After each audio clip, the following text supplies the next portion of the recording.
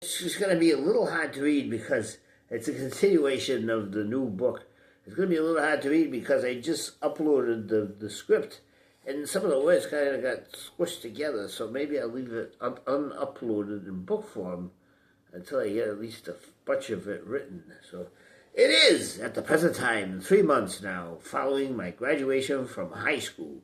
One slightly previous as well as prior, a half an hour or so to sunset.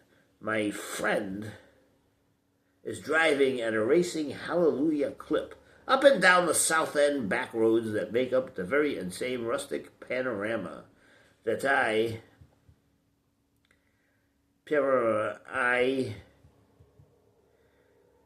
that much earlier spent the quite unfestive and dustily recorded years that encapsulated my fast-paced childhood.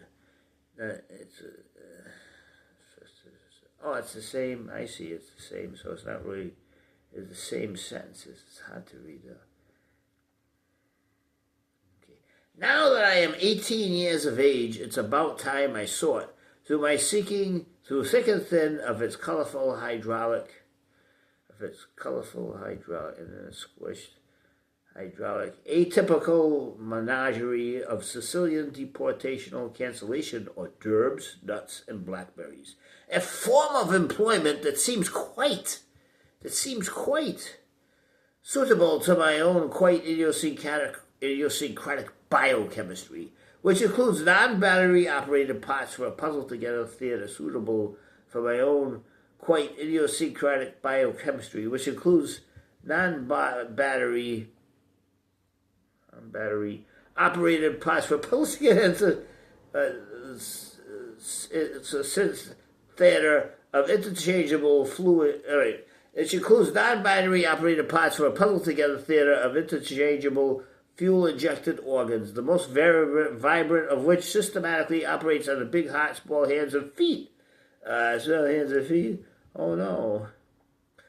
Triathlon Bandito Olympics. And then in brackets, I had in the Just Jibe and Sizzle Trot junior year of my high school attendance, ran a complete mile.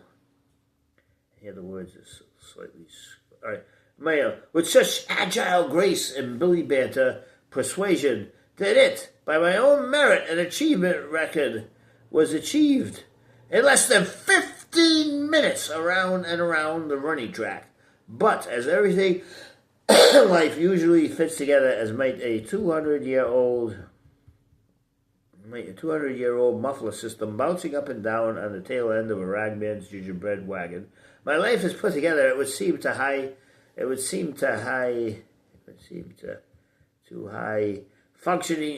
the average high functioning passerby by Chinese chiropractors in the North Pole Science Laboratory, disassembled into nonlinear milliseconds in Bangkok for a fleet of microchip scientists on holiday, and finally reassembled in the tropical walnut islands of festive entourage gibberish sportsmanship. Anyway, my father suggested me, tugging me over to the side where he's trying on different belt sizes through his trouser belt, race loops, one after another, that I mought do myself, along with everyone else, and an enormous amount of good if I were to trot on down to the moist, local, near and toward computer chip factory, called, for ease identification purposes, the computer chip factory. You, by all means, necessities forthwith, should buzz on down there as early as tomorrow mid-morning, just after you finish polishing my shoes and linking with my bullfrog horn roller sleeve cuffs, my daily dress shirt. Buy your dust. Now, that's, of course, a paraphrase. I'm giving credit. I didn't originally say that. Just that. Buy your dust. Right on down there, and within that very and same fine institution where, so I've been advised, most of the elsewhere employees have diarrhea of the mouth, just as you yourself seem to publicly prescribe. The gibber gist and rollerdrome belonging to moist of your international confabs. I will do exactly as you suggest, Dad. I will do exactly as you suggest, Dad. I said in return. The earlier the better, he eagerly advised me while clipping with a disposable razor he'd a few days earlier purchased from an inseam measuring pharmaceutical agent who, by the way, had just returned from an extended Baroque holiday somewhere in North Utah. What indeed to do? What to do? The hair's sprouting wings at least a half an inch outside the tip of his nostrils, as well as quite impressive, to say the least, oasis of castanet clacking hairs. Sprouting wings from Bith Huss ears. Oh, dear Lord. Anyway, getting back to my back road drive behind my friend. I don't know if this is where I started, but I was following my friend to meet my first girlfriend on a date.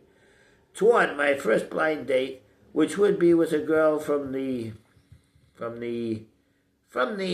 southern part of our rustic paradise landscape. By the way, a rolling green pastures and row after row of yearly planted southern part of rustic paradises. Landscape, by the way, a rolling green pastures, row after row of yearly planted. And where it ends. Well, anyway, the last word was going to be corn, but it stopped being it. Now I will engage you with the employment of my harmonica. Some seem to be quite nicely. If I don't need to. Oh yes. Okay, it should be here. Here's the C and the D. I prefer the D. You might like the C. The C is more somber. The D is more joyous and convivial. So. Never smoke.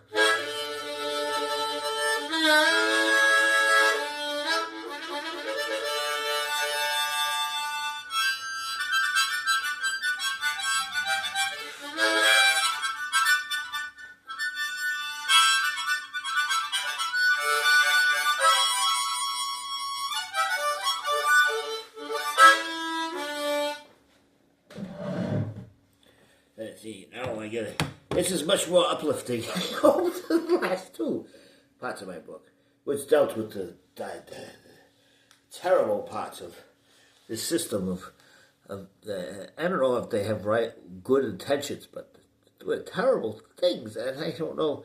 I mean, just help people with love and compassion and honesty and trust, and all the great things that make us human.